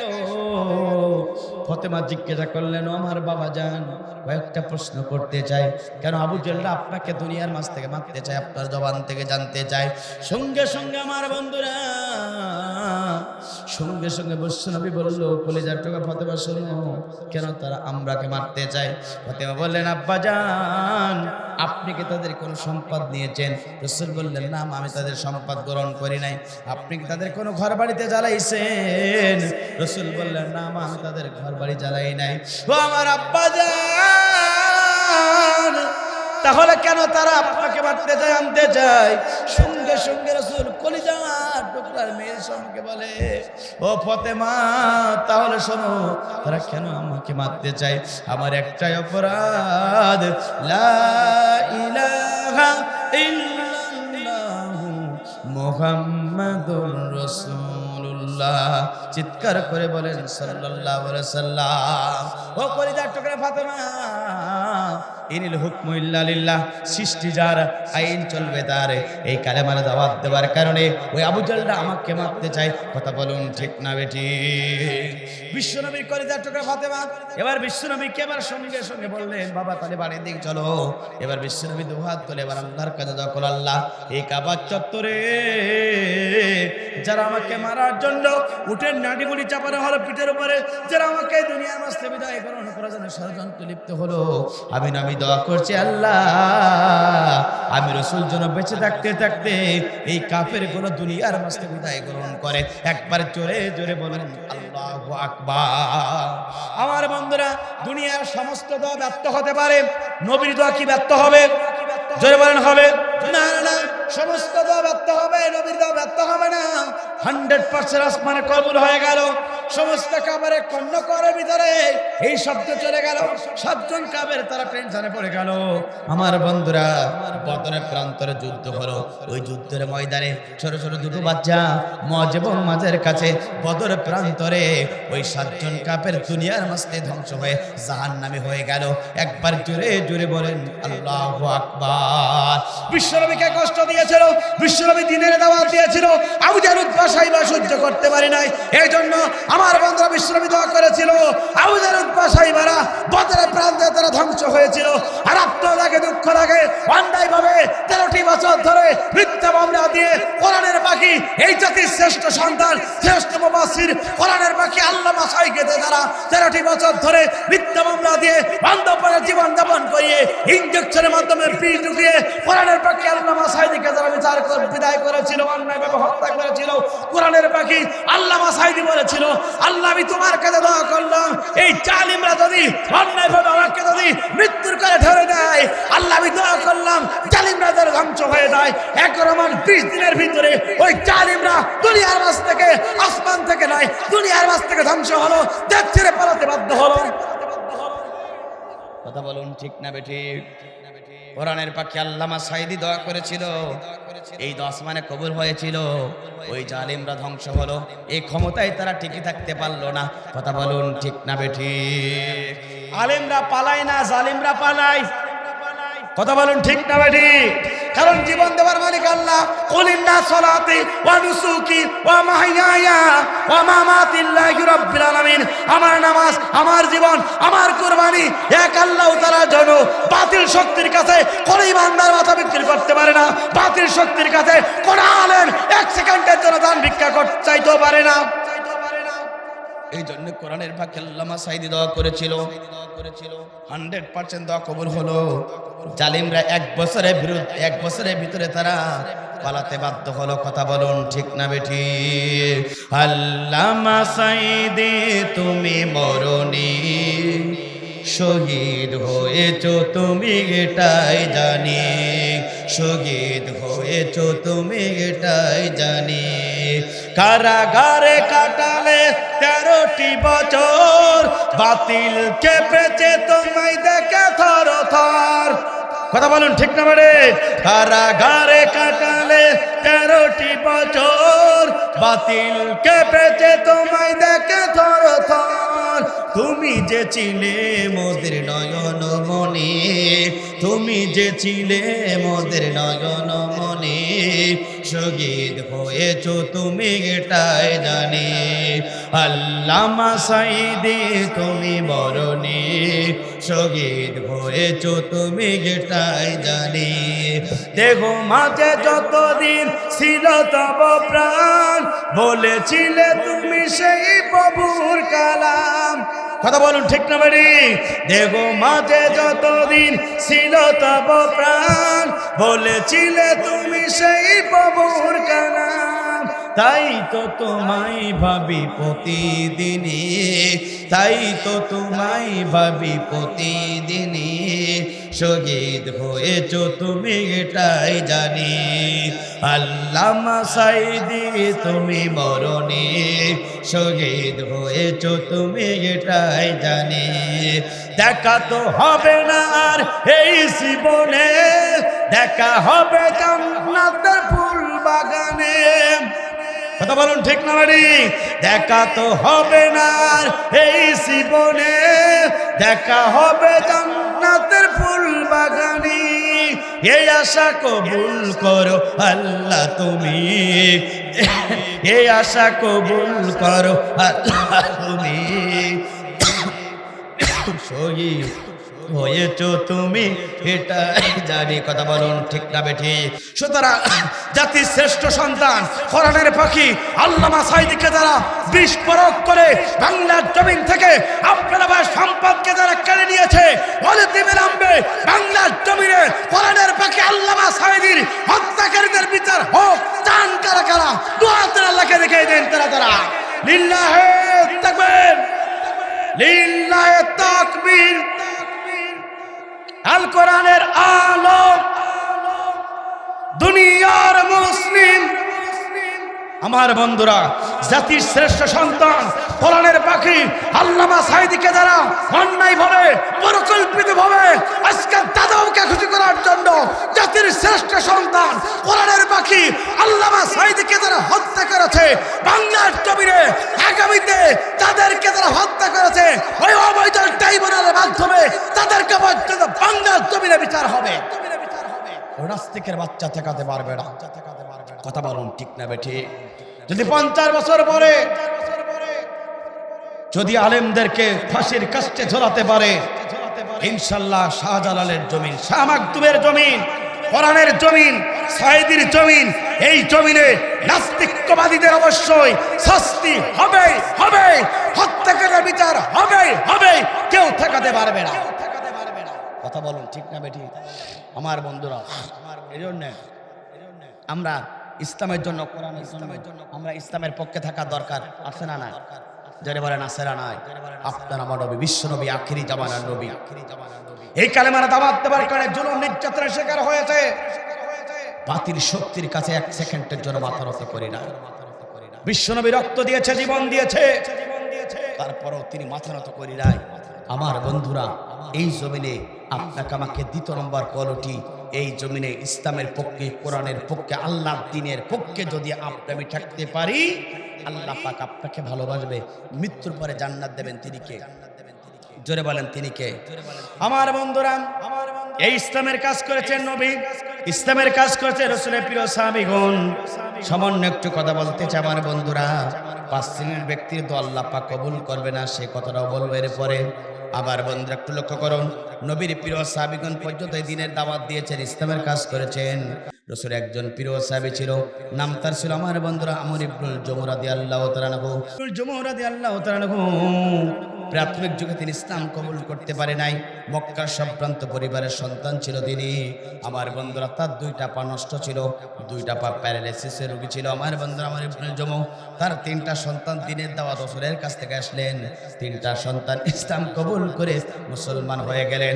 একবার জোরে জোরে বলুন আল্লাহু আকবার। নবীর প্রিয় সাহাবী আমর ইবনুল জমু 3টা সন্তান ইসলাম কবুল করলেন, কালেমা গ্রহণ করলেন। আমার বন্ধুরা, কিছু অতিবাহিত হয়ে গেল, 3টা সন্তান বললেন, আব্বাজান আপনি যে পথে আছেন 100% এই পথে মৃত্যুবরণ করলে জাহান্নামে যাবেন। ও আমার বাবা, আপনি ইসলাম কবুল করেন, কালেমা গ্রহণ করেন, যদি আপনি ইসলাম কবুল করতে পারেন জাহান্নাম থেকে মুক্তি পেয়ে যাবেন, আল্লাহর ভালোবাসা আপনি পেয়ে যাবেন। সঙ্গে সঙ্গে আমর ইবনুল জমু বললেন, আমার সন্তান ততক্ষণ পর্যন্ত তিনি ইসলাম কবুল করতে পারে নাই। ও আমার সন্তান, আমি মানাফ আছে, আমি যার কাছ থেকে অনুমতি নেই, আমি ভালো বন্ধু তার কাছ থেকে রিসান নেই। ও আমার সন্তান, আমি মানাফের কাছে প্রশ্ন করব, সে যদি আমাকে কালেমা গ্রহণ করার কথা বলে তাহলে আমি গ্রহণ করব। আমর ইবনুল জমু রাতের গভীরে চলে গেলেন মানাফের কাছে। মানাফের একটা মাটির তৈরি পদ্মা মূর্তি, তার কথা বললেন, মানাফ আমি ইসলামকে কবুল করব কিনা জানতে চাই, বলুন তো একজন মানুষ যদি মাটির তৈরি করা যদি প্রতিমার কাছে অথবা অগ্নিপোষ্যক একটা কাছে যদি প্রশ্ন করে, বলুন তো তার কাছ থেকে কোনো উত্তর কি আসবে?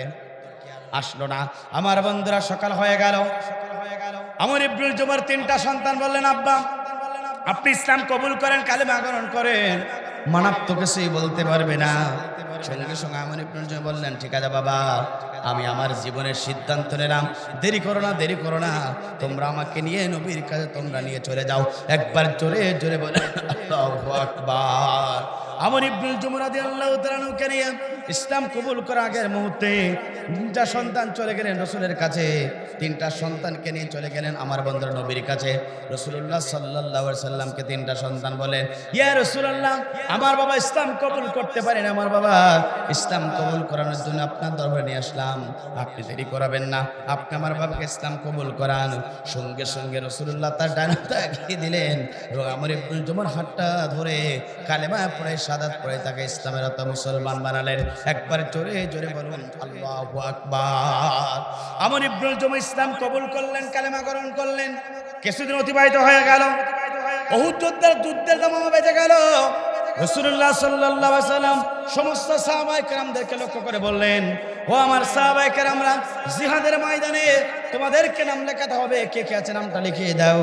নবীর প্রিয় সাহাবী আমর ইবনুল জুমুর 3টা সন্তান বললেন, ইয়া রাসূলুল্লাহ, হাবিবাল্লাহ, আমরা 3টা ভাই উহুদ যুদ্ধের জন্য নামটা আমরা লিখিয়ে দিলাম। একবার জোরে জোরে বলুন আল্লাহু আকবার। 3টা সন্তান নাম লিখিয়ে দিলেন। 3টা সন্তান এবার বিশ্বনবীর কাছে থাকলেন। কিছুদিন পরে বিশ্বনবী বললেন, যাও তোমার বাবার মায়ের কাছ থেকে দোয়া নিয়ে আসো। 3টা সন্তান বাড়ির দিকে গেলেন। আমর ইবনুল জুমু এবার বসেছিলেন। 3টা সন্তান সঙ্গে সঙ্গে আমর ইবনুল জুমুকে বললেন, আমার আব্বাজান, আমরা জিহাদের ময়দানে দিন প্রতিষ্ঠার জন্য যাব, আমার বাবা আপনি আমাদেরকে অনুমতি দেন। সঙ্গে সঙ্গে আমর ইবনুল জুমু অনুমতি দিলেন, মায়ের কাছ থেকে অনুমতি নিলেন। অনুমতি পাওয়ার পরে যখন চলে যাচ্ছেন, আমর ইবনুল জুমু অর্থাৎ পিছন দিক থেকে সঙ্গে সঙ্গে 3টা সন্তানকে বলেন, বাবা একটু থামো, তোমাদের সাথে কিছু কথা বলতে চাই। আমর ইবনুল জুমুর 2টা পা নষ্ট ছিল। 3টা সন্তানের কাছে গিয়ে বলল, ও আমার বাবা, 3জন সন্তান শুনে রাখো, আমার ইচ্ছা হলো, কামনা হলো, বাসনা হলো, আমি তোমাদের সাথে জিহাদের ময়দানে অংশগ্রহণ করি। একবার জোরে জোরে বলুন আল্লাহু আকবার। 3টা সন্তান যখন আমর ইবনুল জুমু এই কথা বললেন, সঙ্গে সঙ্গে 3টা সন্তান বলেন, ও আমার আব্বাজান, আমাদের তো পা ভালো ভালো আছে, শরীর ভালো, জিহাদের ময়দানে যেতে পারবো। আপনাদের দুইটা পা নষ্ট, কিভাবে জিহাদের ময়দানে যাবেন?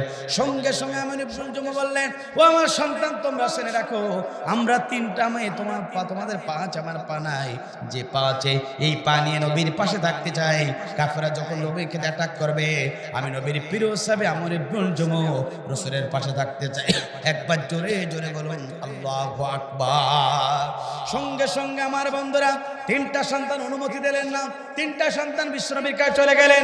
ঈশার নামাজ আদায় করে দুইটা নষ্ট পা নিয়ে হামগুলো দিতে দিতে চলে গেলেন নবীর কাছে। রাসূলকে বলেন, ইয়া রাসূলুল্লাহ, হাবিবাল্লাহ, আমি নবীর প্রিয় সাহাবী আমর ইবনুল জুমু জিহাদের ময়দানে যেতে চাই, কিন্তু তিনটা সন্তান অনুমতি দিল না। ইয়া রাসূলুল্লাহ, আপনি একটু অনুমতি দেন। রাসূল বললেন, আমর ইবনুল জুমু দুইটা পা নষ্ট, কিভাবে জিহাদের ময়দানে যাবে? সঙ্গে সঙ্গে আমর ইবনুল জুমু বললেন, ইয়া রাসূলুল্লাহ, হাবিবাল্লাহ, দুইটা পা না থাকতে পারে জিহাদের ময়দানে আমি আমর ইবনুল জুমু নবীর পাশে থাকতে চাই। একবার জোরে জোরে বলুন আল্লাহু আকবার। সঙ্গে সঙ্গে রাসূল অনুমতি দিলেন, জিহাদের ময়দানে চলে গেলেন। জিহাদের ময়দানে উহুদ যুদ্ধে, ওই যুদ্ধে রাসূলের পাশে 10 জন সাহাবী ছিল। 10 জন সাহাবীকে পাথর কাফেররা টার্গেট করে করে তীর মেরে মেরে 10 জন সাহাবী দুনিয়ার মাঝে বিদায় গ্রহণ করলেন। সর্বশেষ নবীর প্রিয় সাহাবী আমর ইবনুল জুমু তিনি বিদ্যমান থাকলেন। তিনি দেখলেন দূর থেকে কাফেররা রাসূলকে টার্গেট করে একটা জন তীর মেরে যায়। সঙ্গে সঙ্গে আমর ইবনুল জুমু দুইটা করে আগলা করে ধরে, প্রথম তীরটা তার বুকের উপরে লাগে। আল্লাহু আকবার বলে চিৎকার করে একবার জোরে জোরে বলুন আল্লাহু আকবার। দ্বিতীয়টা তীর আমর ইবনুল জুমুর সঙ্গে সঙ্গে বুকে লাগে। এইভাবে কয়েকটা তীর যখন তার বুকের উপরে লাগলো, দুনিয়ার মাঝ থেকে আমর ইবনুল জুমু আল্লাহর মেহমান হয়ে শহীদ হিসাবে চলে গেল। একবার জোরে জোরে বলুন আল্লাহু আকবার। নবীর প্রিয় সাহাবী আমর ইবনুল জুমুর তিনটা সন্তানের ভিতরে দুইটা সন্তান পর্যন্ত এই যুদ্ধে শহীদ হয়েছিল। আমার বন্ধুরা, অনেক বড় ঘটনা। রাত অনেক গভীর হয়েছে, এরপরে প্রচন্ড পরিমাণে ঠান্ডা। আপনারাও সে সন্ধ্যা থেকে বসে আছেন আর সামনে যেতে চাই না। এই যে দ্বিতীয় নম্বর কোয়ালিটি হলো, যারা এই দুনিয়াতে দ্বীনের জন্য কাজ করবে, আমর ইবনুল জুমু আসমান থেকে জান্নাত হিসাবে তাকে ঘোষণা আসছিল। একবার জোরে জোরে বলুন আল্লাহু আকবার। তৃতীয় নম্বর গুণ হলো, যারা এই দুনিয়াতে তওবা করবে, ভুল করি কিনা, জোরে বলেন করি কিনা, ভুল করার পরে যারা তওবা করবে, আল্লাহ পাক বলছেন আমি তাদেরকে মাফ করে জান্নাত হিসাবে কবুল করব। চিৎকার করবেন আল্লাহু আকবার। চতুর্থ নম্বর হলো, যারা এই দুনিয়াতে আল্লাহর জন্য ব্যবসা করবে, অর্থাৎ আল্লাহর ব্যবসা হলো আল্লাহর জমিনে আল্লাহর কোরআন প্রতিষ্ঠা, যারা আন্দোলন করবে। দুনিয়ার সবচেয়ে বড় ব্যবসা হলো আল্লাহর জন্য এই ব্যবসা। যারা আল্লাহর জন্য এই ব্যবসা করতে পারবে, আল্লাহ পাক বলছেন আমি তাদেরকে ক্ষমা করব, জান্নাতের মেহমান করাবো। চিৎকার করে বলেন আল্লাহু আকবার। আমার বন্ধুরা, আর 4টি বাকি আছে। এই গুণ অর্জন করার দরকার আছে না নাই? জোরে বলেন আছে না নাই? আমি আপনাদেরকে বলেছিলাম যে 5 শ্রেণীর ব্যক্তির দোয়া কবুল করবেন না তিনি কে? জোরে বলেন তিনি কে? তার মধ্যে প্রথম শ্রেণী হচ্ছে তারা যারা এই দুনিয়াতে হিংসুক হবে। কি হবে? যারা এই দুনিয়াতে হিংসুক হবে, হিংসা করবে, তাদের দোয়া কবুল করবেন না তিনি কে? আমার বন্ধুরা, হিংসুক সমাজে আছে না নাই? যদি আপনি একটা ভালো একটা বাড়ি বানান, পাশের একজন লোক সহ্য করতে পারে না। আপনার ছেলে যদি ভালো একটা পজিশনে যায়, আপনার ভাই ছেলে সহ্য করতে পারে না। এমন হিংসুক সমাজে আসে না নাই? রাসূল বলছেন যারা এমন হিংসা করবে, তাদের দোয়া আল্লাহ, রাসূল বলছেন তাদের দোয়া আল্লাহ পাক কবুল করবে না। দ্বিতীয় নম্বর হচ্ছে যারা দুনিয়াতে শিরিক করবে, তাদের দোয়া কবুল করবেন না তিনি কে? আমার বন্ধুরা, শিরিক হচ্ছে আল্লাহকে বাদ দিয়ে অন্য কারো কাছে চাওয়া। আমার বন্ধুরা, সবচেয়ে বড় শিরিক হলো আল্লাহর জমিনে আল্লাহর দ্বীন বাদ দিয়ে মানব ঘোষিত আইনের কাছে মাথা নত করা। কথা বলুন ঠিক না বেঠিক? সমস্ত ক্ষমতার মালিককে, অনেকে তো বলে সমস্ত ক্ষমতার মালিক জনগণ। এটা যারা বলে তাদের ঈমান থাকে না, ওরা বেঈমান। ওরা আল্লাহর সাথে আইন ব্যবস্থা শিরিক করে, আর আইন ব্যবস্থা শিরিক করে আল্লাহর জান্নাতের সুঘ্রাণ পাবেন না, পাবেন না, পাবেন না। কথা বলুন ঠিক না বেঠিক? এজন্য আল্লাহর সাথে শিরিক করা যাবে। সন্তান দেবার মালিককে, সন্তান মনে হয় বাবার দরবারে চাইতে হবে। তোর বাবাকে ফ্যাক্টরি খুলে বসে আছে, তোর জন্য সন্তান দেবে। সন্তান দেবার মালিককে, না দেবার মালিককে। ছেলে দিতে পারেন তিনি কে? মেয়ে দিতে পারেন তিনি কে? না দিতে পারেন তিনি কে? চাইবো কার দরবারে? আল্লাহর দরবারে। তৃতীয় নম্বর হচ্ছে পিতামাতার নাফরমানি সন্তান যারা আছে, তাদের দোয়া কবুল করবে। বাবা মার সাথে খারাপ ব্যবহার করে এমন সন্তান সমাজে আছে না নাই? আমরা যেন বাবা মা যাদের বেঁচে আছে আমরা খারাপ ব্যবহার করব না, যার মা বাবা চলে গেছে তার জন্য দোয়া করার দরকার আছে না নাই? চতুর্থ নম্বর, যারা এতিমের মাল ভক্ষণ করে খাবে তাদের দোয়া কবুল করবেন না তিনি কে? পঞ্চম নম্বর, যারা এই সমাজে গীবত করে তাদের দোয়া কবুল করবেন না তিনি কে? আমাদের এই 5টা গুণ অর্জন করার দরকার আছে না নাই?